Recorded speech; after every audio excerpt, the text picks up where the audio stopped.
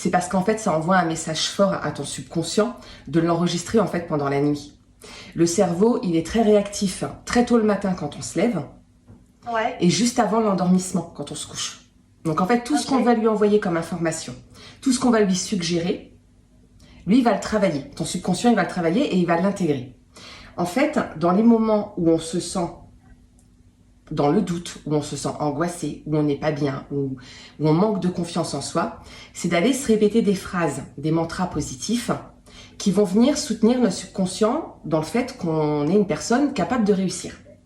Donc c'est pour ça que je t'ai fait faire ce petit exercice d'aller chercher tes succès. Là, ce qui est intéressant d'aller chercher, c'est que ça, tu me dis que c'est depuis que tu es toute petite, que tu es toute jeune en fait. Oui. Ce problème du regard de l'autre et de... Alors, est-ce que c'est réellement un manque de confiance en soi? Parce qu'il y a la confiance en soi, tu sais, où on se sait capable de faire certaines choses, on a confiance en ses capacités. Et il y a la confiance en soi, la peur du jugement, la peur d'être ridicule. Et là, on est plus de l'ordre dans le contrôle. Et c'est pas la même chose. Aussi loin que tu te souviennes, pourquoi tu as cette peur de l'échec, de l'examen, et cette peur en fait du jugement? Est-ce que dans ton enfance, on était très critique avec toi? Est-ce que tes parents étaient très critiques avec toi? Est-ce que tu as eu des professeurs qui te mettaient beaucoup la pression et ça t'a angoissé?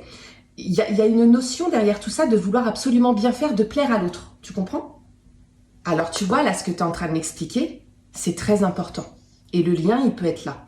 Le fait d'avoir eu dans tes premières années de vie, parce qu'il faut savoir quand même que de 0 à 7 ans, le cerveau, il se construit par mimétisme et par hypnose.